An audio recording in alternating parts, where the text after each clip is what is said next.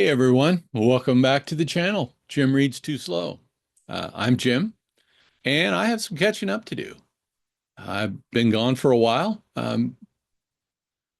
Life took a bite, and along with that, I kind of lost track of time. But um, here I am. Uh, so I'm just checking in. I'm still here, still reading, and so let me let you in on what I've been doing. When the last time we spoke, I had been struggling with where I was in Brandon Sanderson's first novel, Elantris, um, which is right here, Elantris. Um, I stuck with it, and I finally finished it. Liked it a lot. I would recommend it. It's probably not the book to start with if you're going to get into Brandon Sanderson's work.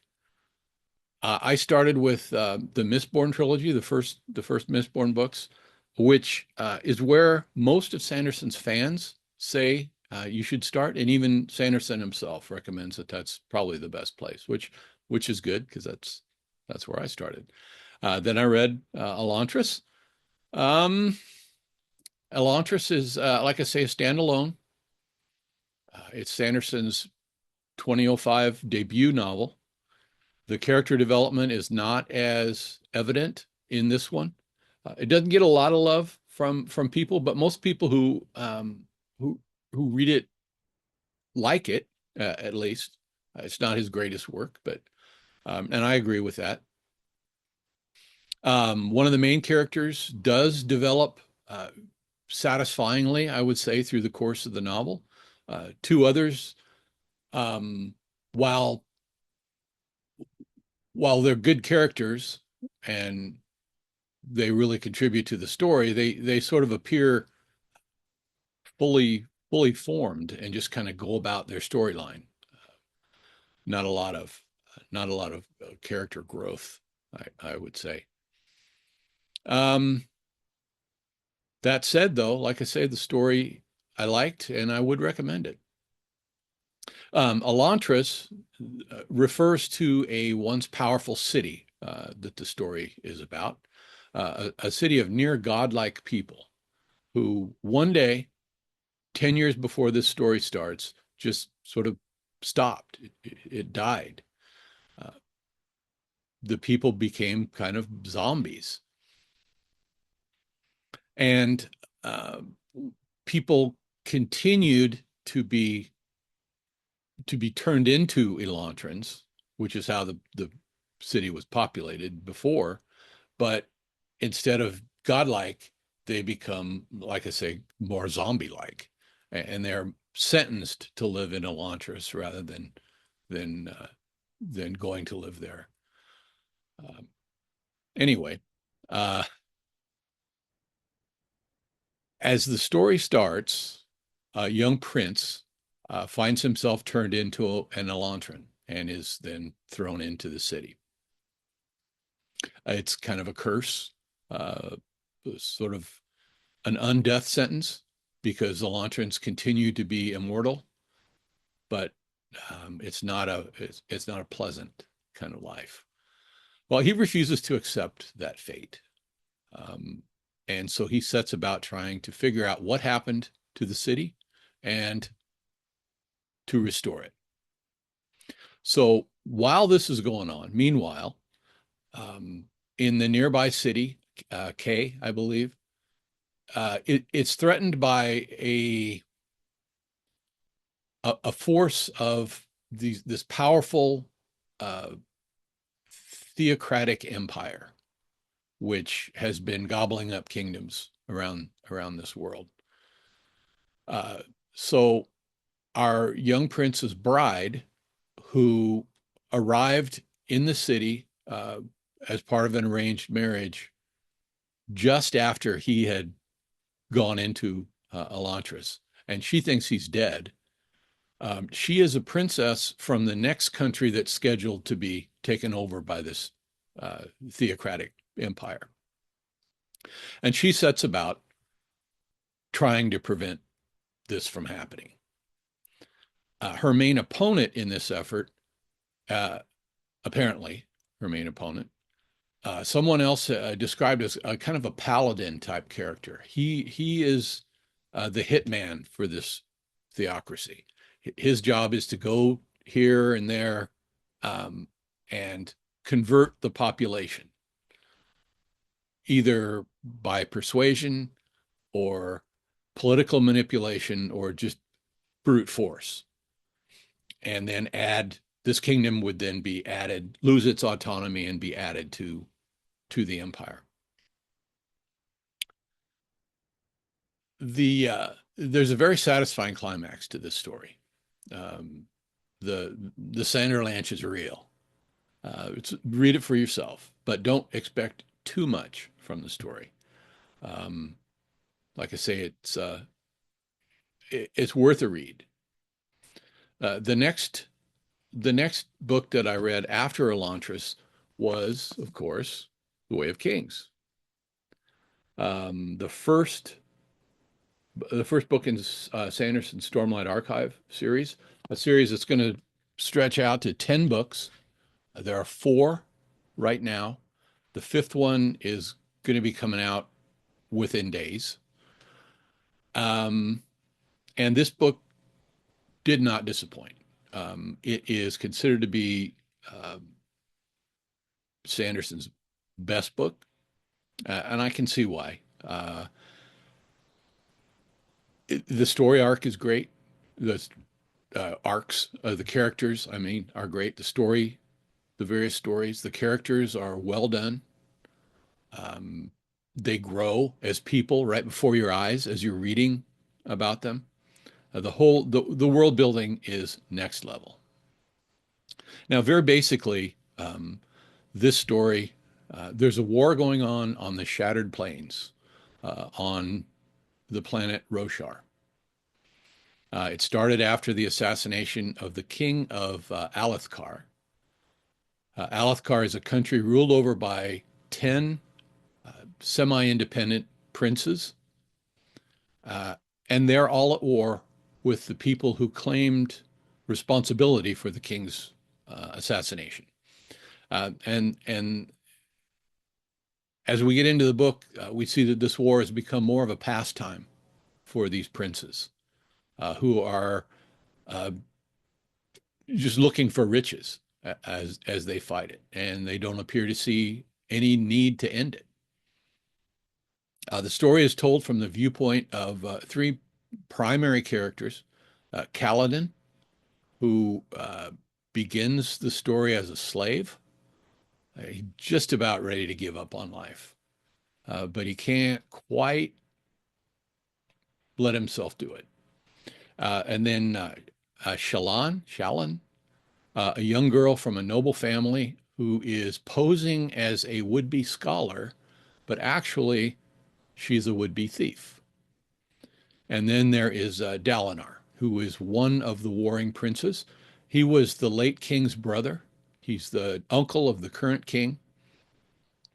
He's a legendary warrior, and he wants to unite the kingdom. But in doing this, he thinks they ought to put an end to the war. So he is also seen as kind of a person who is once a great warrior. Now he's kind of cowardly because he doesn't want to fight anymore. But that's not true. And he, on top of everything else, he thinks he's going mad. There are tons of secondary characters, all very well written.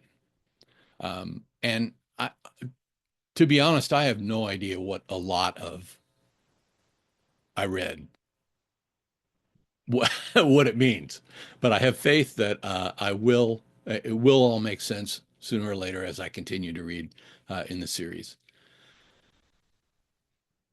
My advice would be to stick with it. And then when you see things start to come to a climax, when you know the action is really going to get going, get someplace without distraction where you have enough time that you can sit there and read the whole thing in one sitting. Like I said, the Sanderlanche is real. It's very satisfying. Um, so finished that not too awful long ago, and to kind of catch my breath from that joyride, I read Warbreaker, another Sanderson standalone. Um, this one I finished just the other night. Um, and maybe for that reason, maybe not. It's probably my favorite so far of Sanderson's novels. Um, this one takes place on the planet Nalthus, primarily in the country of Hallandren, which is ruled by a god king. There's a long-standing tension between Hallandren and Idris, a nearby kingdom, which is a mountainous uh, breakaway province of Hallandren. A treaty between Hallandren and Idris, 20-year-old treaty, or 20, however many years, specifies that when the Idrian king's daughter turns 22, he is to send her to the Hallandren capital city to marry the God King and introduce royal blood into the Hallandren monarchy. Well, when that day comes, the Idrian king can't bear to send his eldest daughter, who named Vivenna, who had been trained her entire life for this one job. Um, he can't send her to what he believes is certain death at the hands of these idol worshippers. There's virtually no understanding at the upper levels of society, anyway, of what goes on in these two countries, how they're run or how they're operated. So the king ends up sending his youngest daughter, Ciri, who hasn't been trained to do anything. She's the youngest daughter. She's just been running around, irrepressible, getting into trouble, doing her own thing for 17 years. So Ciri goes. She gets sent to marry the God King. And Vivenna, who now feels useless, she gets it in her mind that she's going to go rescue her baby sister. So the story is told then from that point on, from the viewpoint of Ciri, who is virtually trapped in the capital city's God quarter, it might as well be called, trying to stop this war that everyone thinks is coming, living in luxury in the God King's palace, also living among others who have come back from the dead and are worshipped as gods.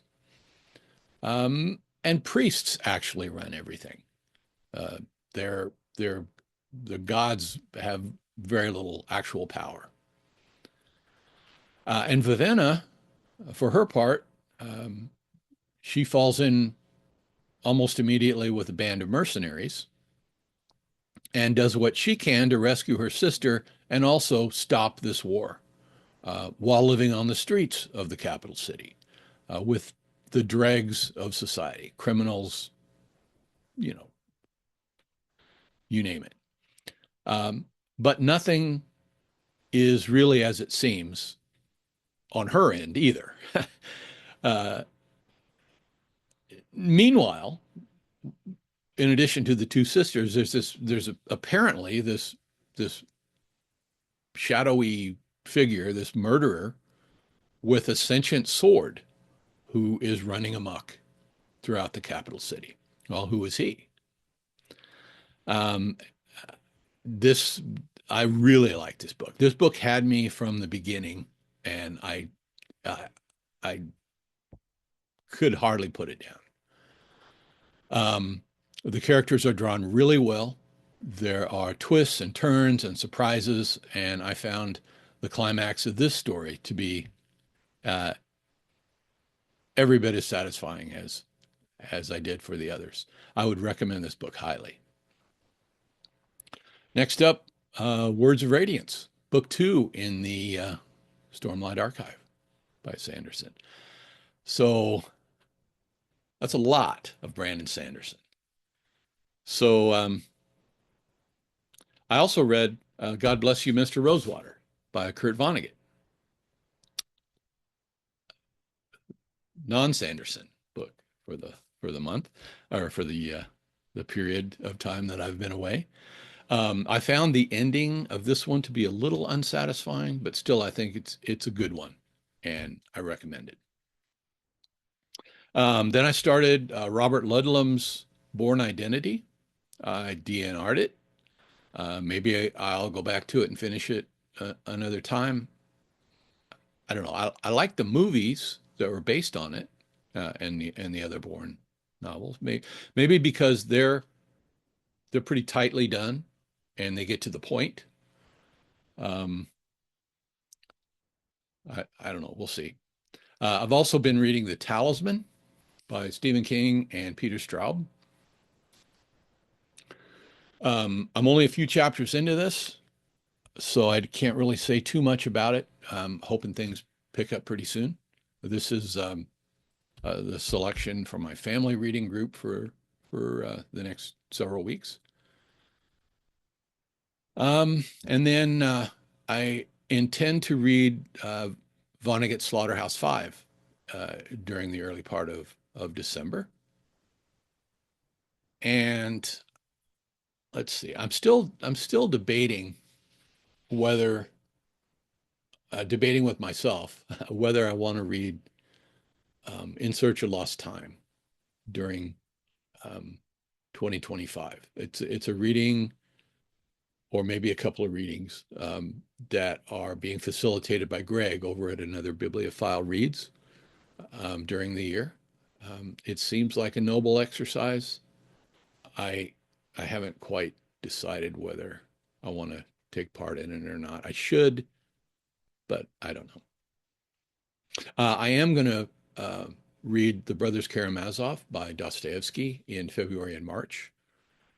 I've always wanted to read that one, and there's a group read of it. We'll see if I can get through it with the group. So that's where I'm at right now. Um, I should I should keep myself pretty busy reading wise. I do want to thank all of you so much for sticking with me. Um, and for you newer subscribers, welcome. And I'll try to be a little more consistent from here on out. But I think that's it for now. So until next time, have a good one, BookTube.